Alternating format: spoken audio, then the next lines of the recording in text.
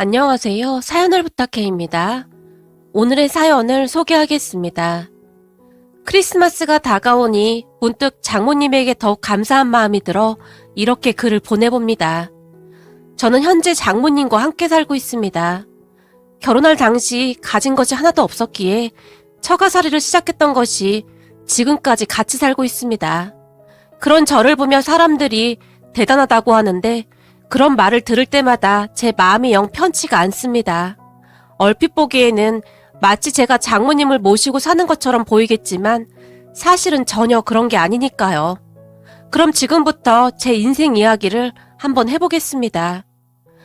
어느 날 퇴근하기 위해 급히 준비를 하는데 옆자리 회사 동료가 제게 "송대리, 오늘 치맥 어때? 우리 딱 한 잔만 하고 가자. 우리 아내 오늘 처갓집 가서 난 오늘 자유야. 라며 한껏 들뜬 표정으로 말했어요. 미안해. 나 빨리 가봐야 해. 아까 통화해보니 우리 장모님이 딸기가 드시고 싶대.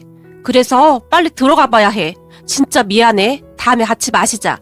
라고 말을 한 뒤 제가 급히 책상을 정리하고 있었어요. 송대리, 저기 말이야. 한번 잘 알아봐. 라며 갑자기 동료가 저를 빤히 바라봤어요. 알아보긴 뭘 알아봐. 혹시 말이야, 나라에서 주는 효자상? 그런 거 없나 잘 알아보라고.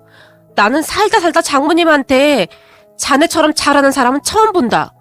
나는 우리 부모님한테도 그렇게 못해. 근데 아픈 장모님 병수발까지 다 하고. 송대리는 진짜 대단한 사람이야. 라고 동료가 말을 했는데 도저히 이해할 수 없다는 그런 표정이었어요. 그런 동료를 보며 진짜 미안해. 나 빨리 들어가 봐야 해. 우리 장모님이 나 오기만을 기다리고 계시거든. 그리고 자네도 이런 날은 부모님께 전화라도 한 통 드리고 그래. 맨날 술만 퍼마실 생각하지 말고. 그럼 난 간다. 제가 급히 사무실을 나왔고 동료 직원은 그런 저를 그저 바라만 볼 뿐이었어요. 우리 회사 직원들 뿐만 아니라 제 주변에 있는 사람들이 저를 보며 유난스럽다라는 말을 많이 하지만 저는 절대로 그렇게 생각하지 않습니다. 우리 장모님에게 받은 사랑을 돌려드리려면 아직도 한참 멀었으니까요. 우리 부모님은 아주 오래전에 이혼했습니다. 그래서 저와 동생은 큰 집에 맡겨졌는데요. 처음 한동안은 엄마가 가끔 우리를 만나러 왔었지만 엄마도 다른 남자를 만나서 재혼을 한 뒤로는 아예 연락을 끊어버렸어요. 그렇게 엄마 아버지는 각자 재혼을 해서 살았어요. 그나마 다행이었다고 해야 할까요? 아버지가 학비 정도는 보내주셨기에 그렇게 받은 돈으로 동생과 저는 대학은 졸업할 수 있었어요. 하지만 아버지는 돈은 보내줬음에도 절대 찾아오거나 하진 않았는데요. 가끔 전화 통화라도 하게 되면 지금 살고 있는 가족들이 니들과 만나는 걸 싫어하는구나. 그러니까 따로 연락하고 그러면 안 된다. 학비랑은 큰아버지에게 보낼 테니까 그렇게 알고 있고 라는 말만 할 뿐이었어요. 그런 아버지의 연락을 받을 때마다 동생과 제 가슴이 미어져 내렸는데요. 우린 아버지의 따뜻한 말 한마디가 그렇게 그리울 수가 없었으니까요. 하지만 아버지는 새로 생긴 가족들의 눈치를 보느라 우리를 외면해버렸습니다. 그 뒤 저는 대학을 졸업하고 취업을 했는데 정말 악착같이 돈을 모았습니다. 그렇게 얼마 뒤 우리는 큰아버지 집에서 나와서 작은 지하세방 하나를 얻어서 동생과 단둘이 살게 되었지만 정말 열악할 수밖에 없었어요. 그 추운 겨울날 점퍼도 간신히 사서 입을 정도로 악착같이 살았네요. 아버지가 대학 학비는 보내줬지만 그 외의 돈은 한 푼도 보내주지 않았거든요. 덕분에 제 어깨가 무거울 수밖에 없었는데요. 그렇게 열심히 번 돈으로 지하 세방에서 벗어나던 날 어찌나 눈물이 나던지 겪어보지 않은 분들이라면 절대 이해하지 못할 겁니다. 비록 월세이긴 했지만 동생과 저는 지하 세방에서 벗어나게 되었고 생활은 나름 괜찮아져 갔지만 그렇다고 해서 막 나아지거나 한 것도 없었어요. 다만 얼마 뒤 제 동생도 취업을 해서 생활비를 보탰기에 아무래도 이전보다는 살만해졌던 것 같아요. 우리는 그렇게 둘이 의지한 채 세상을 살아가고 있었습니다. 사실 큰아버지 집에 있을 때 워낙 눈칫밥을 먹었던지라 동생과 저는 눈치 보는 일이 습관처럼 되어 있었는데요. 큰아버지 집을 나오던 날 동생이 제게 하던 말이 지금도 잊혀지지가 않습니다. 오빠, 나는 지하세방이라고 해도 우리끼리 있는 게 더 좋아. 그동안 큰엄마가 어찌나 눈치를 주던지 밥도 제대로 못 먹었잖아. 라며 울먹이기도 했거든요. 그래도 그렇게 말하면 안 되지. 엄마 아버지도 그냥 두고 간 마당에 우리를 돌봐준 건 사실이니까. 라며 제가 동생을 달랬지만 나도 알 건 다 알아. 사실 아빠가 큰 집에 돈을 엄청 많이 줬었잖아. 큰아버지한테 있던 빚도 다 갚아주는 조건으로 우릴 받아준 거잖아? 그거 아니었으면 우리 받아주지도 않았을걸? 라며 동생이 입술을 삐죽거렸어요. 물론 그런 동생의 말은 틀린 말이 아니었는데요. 그때 당시 우리 아버지가 사업을 하고 계셨는데 돈을 꽤 잘 버는 모양이었어요. 그래서 우리를 돌봐주는 걸 대신해서 큰아버지에게 돈을 꽤 많이 준 걸로 알고 있었으니까요.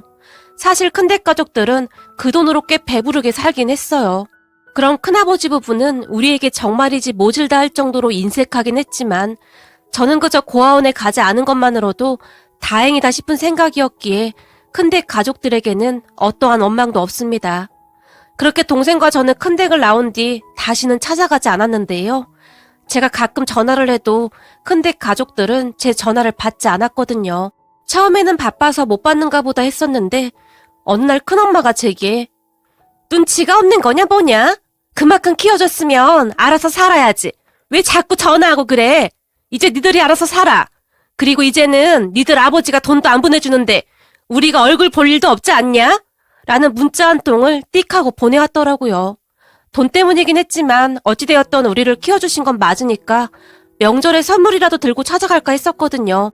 그런데 그 문자 한 통에 저도 정이 뚝 떨어져 버렸고 그 뒤에 우리는 큰댁 가족들과 완전히 인연을 끊어버렸어요. 그렇게 동생과 저는 오로지 둘만 의지한 채 살고 있었어요. 그러던 어느 날 회사에서 우리 아내를 만났습니다. 서로 업무를 공유해야 하다 보니 친해지게 되었는데 아내는 성격이 참 밝은 사람이었어요. 아내는 뭐라든지 자신감이 넘쳤고 항상 친절했는데 물론 저한테만 친절했던 것은 아니었고 모든 사람들에게 친절한 그런 사람이었어요.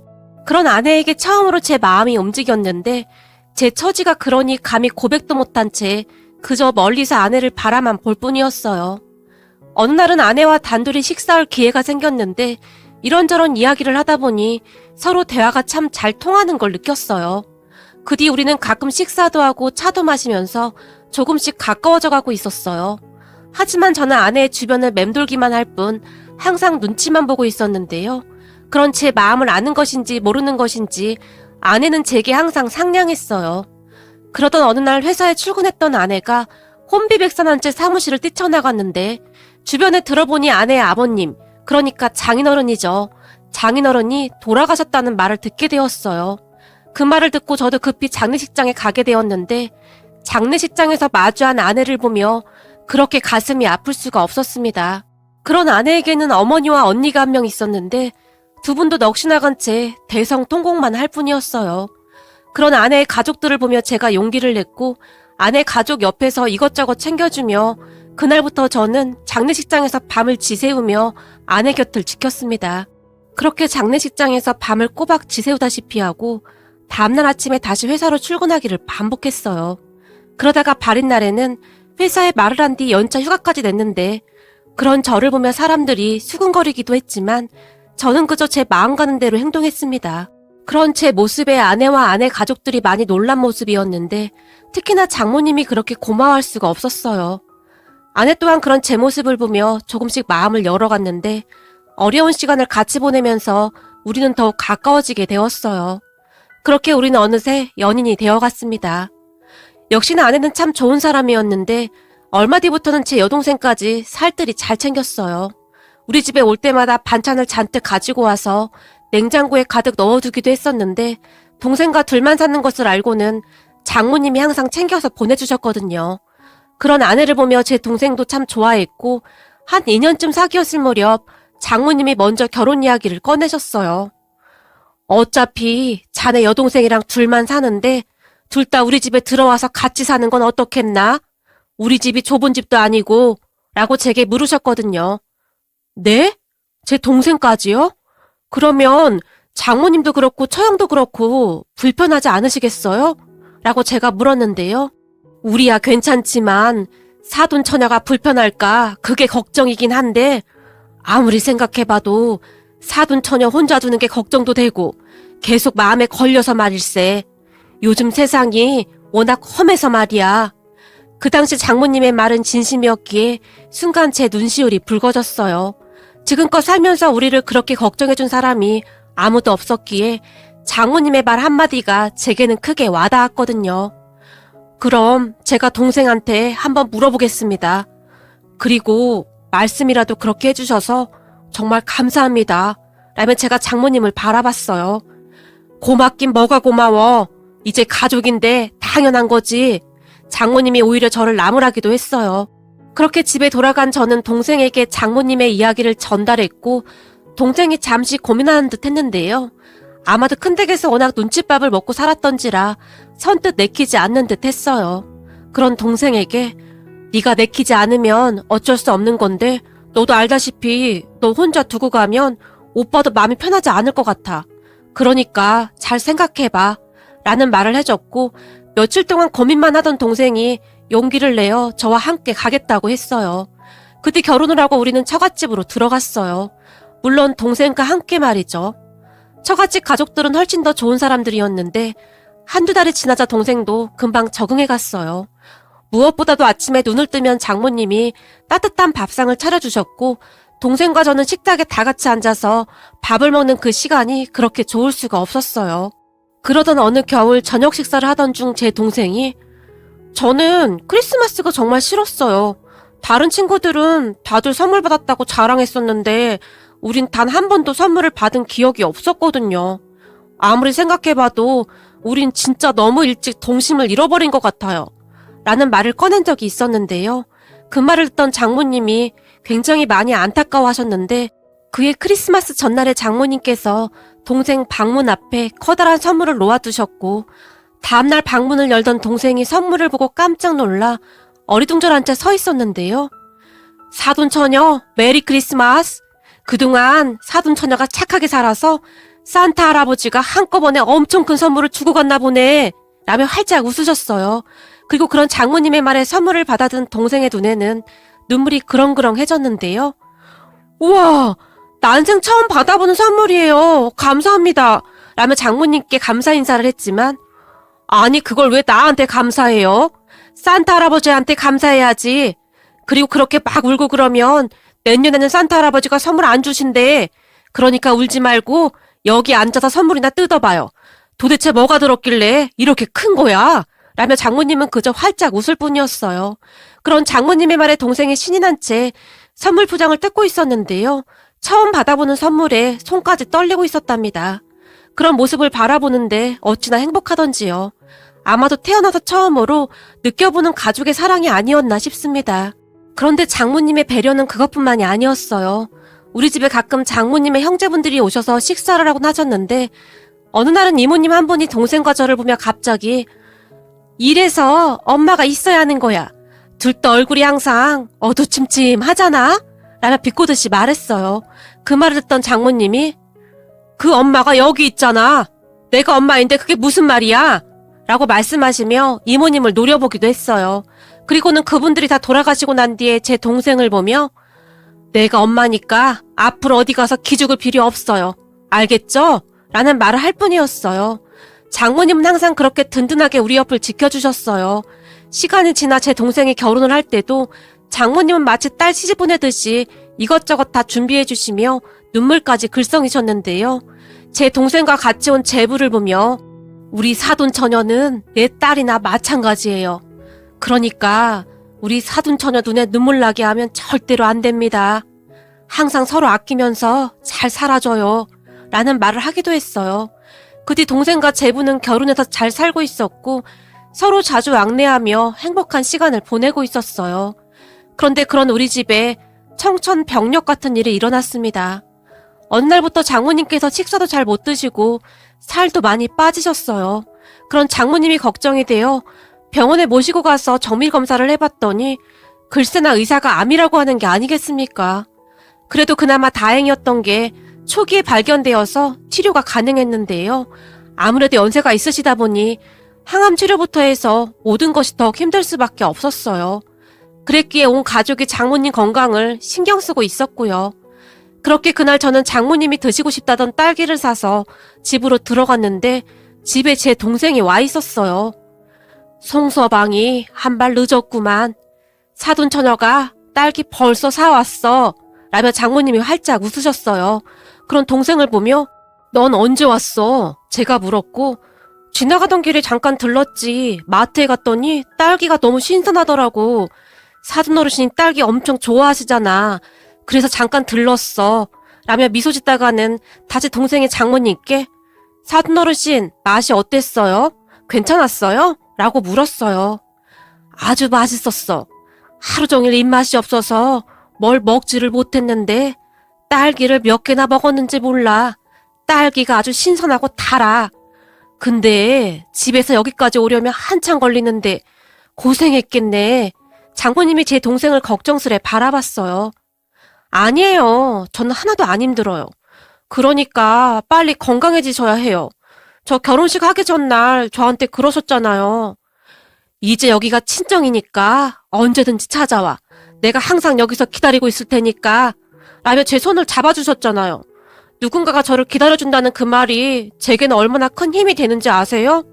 앞으로 평생 제 엄마가 되어주신다고 했잖아요. 그러니까 빨리 완쾌하셔서 항상 저 기다려주셔야 해요. 저한테도 든든한 친정이 있다는 게 얼마나 힘이 되는지 아세요? 라며 제 동생의 두 팔로 장모님을 살포시 감싸 안았어요. 그 모습에 우리 모두의 눈시울이 붉어졌는데요. 살면서 제대로 된 부모의 사랑을 받아보지 못했던 동생은 장모님께 그 사랑을 받으며 그동안의 상처를 치유해갔던 것은 아닐까 하는 생각을 해봅니다. 그리고 그 순간 장모님이 아무 말도 없이 제 동생의 등을 토닥여주셨는데 나 절대로 그렇게 쉽게 안 가. 난 우리 손주들까지 다 봐야 하거든.